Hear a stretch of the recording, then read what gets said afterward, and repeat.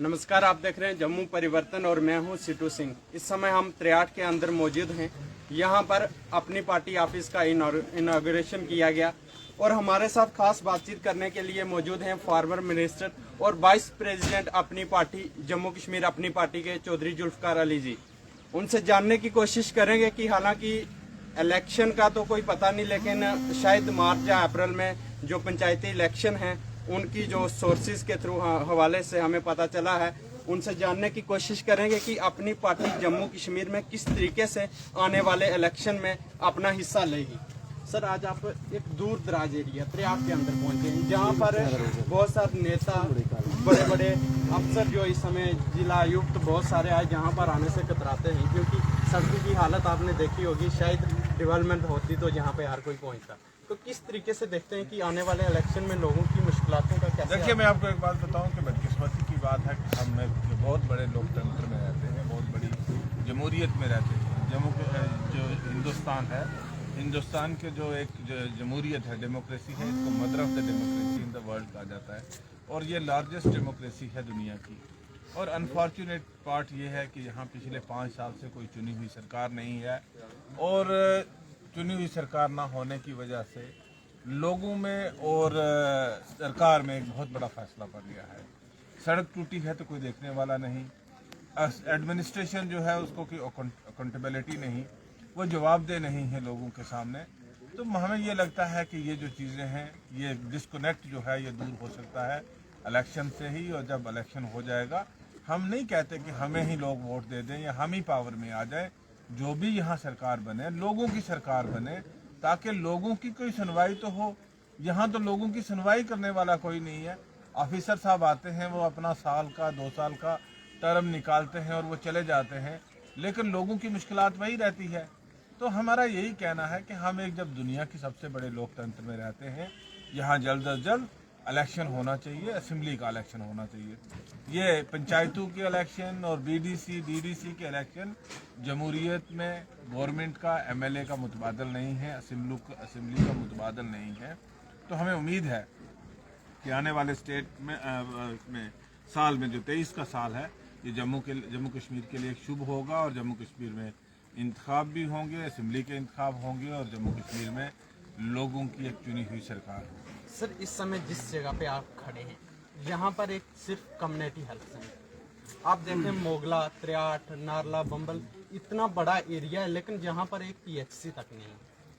क्या आने वाले टाइम में आप इसके लिए कोई इनिशिएटिव? देखिए, मैं आपको एक बात कहूँ कि आज हमारा जो फॉर्चुनेटली आज का दिन जो है वो मानव अधिकार का दिन है, ह्यूमन राइट्स डे है। तो आज के दिन में ये कह रहा कि आज 21वीं सदी में और जब ह्यूमन राइट्स की बात करें तो लोगों को बेसिक ह्यूमन राइट अवेलेबल नहीं है। लोगों का ये अधिकार है, मौलिक अधिकार है, फंडामेंटल राइट है कि उनको एक अच्छी सेहत की सुविधाएं मिले।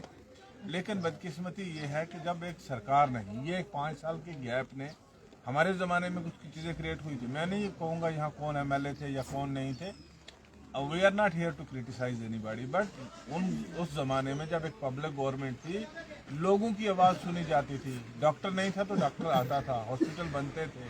लेकिन पिछले 5 साल से कितना नया एक्सपेंशन हुआ है, कितने नए अस्पताल खुले हैं, कितने नए स्कूल बने हैं, कितने स्कूलों का इंफ्रास्ट्रक्चर बढ़ाया गया है। तो हमें लगता है कि ये सारे जो गैप हैं, ये जमहूरियत के एब्सेंस की वजह से ये सारी चीज़ें जो है क्रिएट हो रही हैं। ऑफिसर जो हैं वो ऊपर अपने जो उनके आला लोग हैं, बड़े लोग हैं, उनको वो इस तरीके से गाइड करते हैं, जो पिक्चर दिखाते हैं कि सब कुछ ठीक है। लेकिन मैं उनको दावत देता हूं कि वो कोट चरवाल में चले, कोट चरवाल में हॉस्पिटल की हालत देखें, कोट चरवाल में स्कूल की हालत देखें।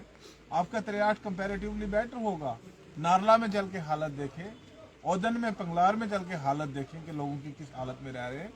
लोग आज भी जो एक बेसिक मौलिक अधिकार है लोगों को, उससे वंचित हैं। तो मैं तो यही कहूँगा कि इन सारी समस्याओं का जो समाधान है, जो हल है, वो यहाँ जमहूरियत का रेस्टोरेशन है, स्टेटहुड का रेस्टोरेशन है। जब आप हिमाचल में इलेक्शन करा सकते हैं, आप गुजरात में इलेक्शन करवा सकते हैं, तो जम्मू कश्मीर के लोगों का भी अधिकार है और जम्मू कश्मीर का अधिकार। सर, एलजी प्रशासन यूटी के अंदर नौजवानों को रोजगार के बहुत बड़ी बड़ी बातें करती है, लेकिन आए दिन स्कैम पे स्कैम हो रहे हैं। क्या कहेंगे इस पे? हालांकि में एसआई का पेपर था, पहले भी कैंसिल हुआ, उसके बाद फिर से कैंसिल किया, फिर से एक डेट निकालती है। देखिए आपके ये एक मजाक हो रहा है युवाओं के साथ देखिए, यहाँ पे हमारे जम्मू कश्मीर में सबसे बड़ा अगर कोई मसला है तो वो युवाओं का मसला है, नौजवानों का मसला है। ये कंट्री भी वर्चुअली अगर देखा जाए तो ये यंग नेशन है। यहाँ 35 साल से नीचे की उम्र के बच्चे हैं। मेजॉरिटी जो 65% जो आबादी है यहाँ वो 35-40 साल से नीचे के लड़के हैं। तो हमारा यही कहना है कि आज यहाँ का यूथ बहुत परेशान हो चुका है, वो डिप्रेशन का शिकार हो चुका है। और गवर्नमेंट को इस चीज़ की ध्यान रखना चाहिए कि यहाँ हम एक ऐसे पड़ोसी के साथ में रहते हैं जो हमेशा हमारे घर में आग लगाने की कोशिश करता है, तो कहीं हमारे बच्चे डिस्ट्रैक्ट ना हो जाएं। यहाँ रोज़गार के अवसर और ज़्यादा पैदा करने चाहिए थे, लेकिन लाखों पोस्टें जो हैं वो सरकार के पास जो हैं वो खाली पड़ी हैं पिछले 4 साल से। कभी हम एक बहाना करके यहाँ उसको कैंसिल हो जाता है, कभी दूसरा कभी तीसरा स्कैम बन जाता है। इससे पहले भी यहाँ रिक्रूटमेंट होती रही है और ट्रांसपेरेंट मैनर से रिक्रूटमेंट होती रही है। यहाँ कभी स्कैम नहीं बने। हाँ, 5% नीचे ऊपर कहीं ना कहीं हो सकता है किसी को फेवर या डिसफेवर हुआ हो, लेकिन इस लार्ज स्केल पे कि आपके पूरे के पूरे पेपर सेल हो जाएं, आपके पूरा का पूरा सिस्टम जो है वो कोलैप्स हो जाए, आपको बार बार एग्ज़ाम कैंसिल करें। फर्स्टेट है, आज आपने टीचर्स की पोस्टों को फ्रीज कर रखा है इसलिए आने वाले 10 साल के लिए कि कोई टीचर नहीं लगेगा।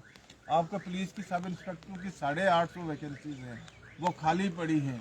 पुलिस में अगर आपको चले जाओ तो आपको सिपाही नहीं मिलेगा क्योंकि नीचे के लेवल पे रिक्रूटमेंट नहीं हो रही है।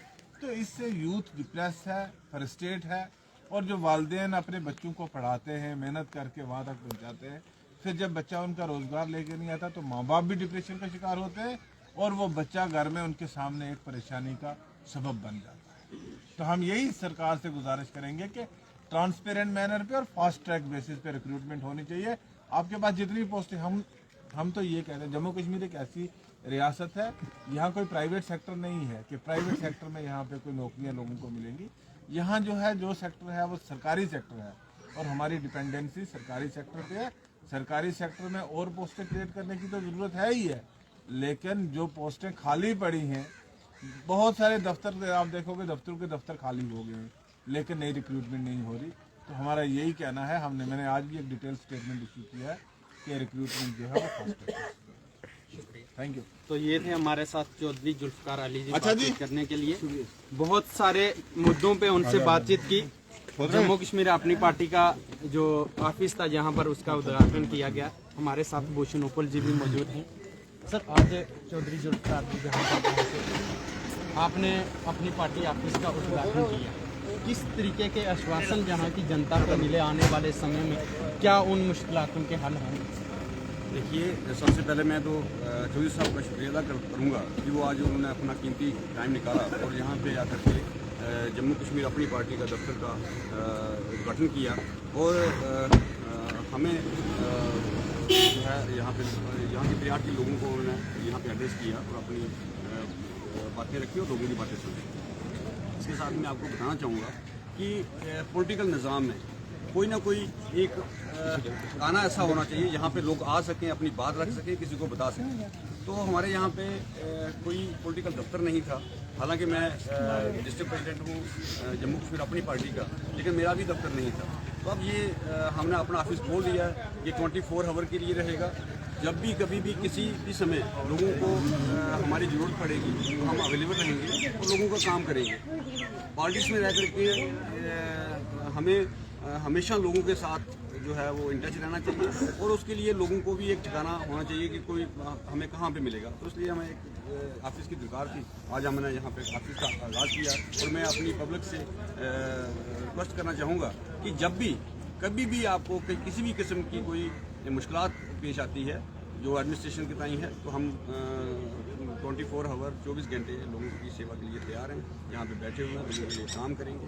और मैं ये आपको ये भी बताना चाहूँगा कि ये जो हमारा 63, मोगला, हरीचिमा, देवक, सिया, बंदराई, मरचोला वगैरह, ये सारा एक बहुत बड़ा टफ टेरेन है।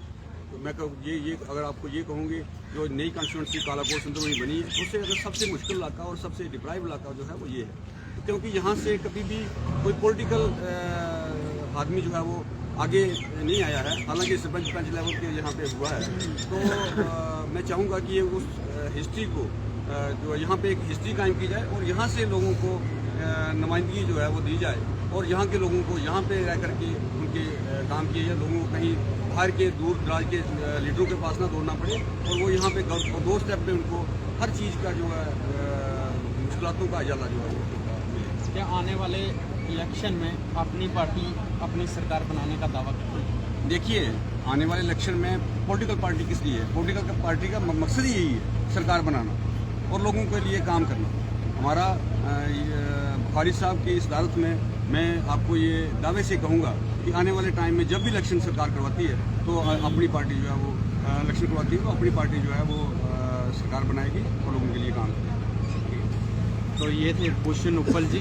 आपको बताते चलें कि चौधरी जुल्फकार अली जी 63 के अंदर पहुंचे और बहुत सारे मसले और मिसाइल थे लोगों के जो उन्होंने हल करने का आश्वासन भी दिया, क्योंकि बहुत दूर दराज एरिया है ये। आज पूरे यहाँ पे कालाकोट कॉन्स्टिट्यूंसी का वो दौरा करेंगे।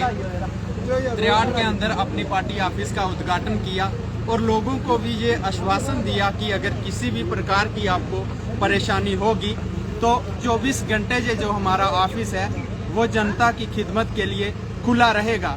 हालांकि आने वाले इलेक्शन में पता चलेगा कि कौन सी सरकार बनती है और कौन सी पार्टियां जो हैं उभर कर सामने आती हैं, ये एक देखने का विषय है। आप देखते रहें जम्मू परिवर्तन। मुझे दीजिए इजाज़त। जय हिंद, जय भारत।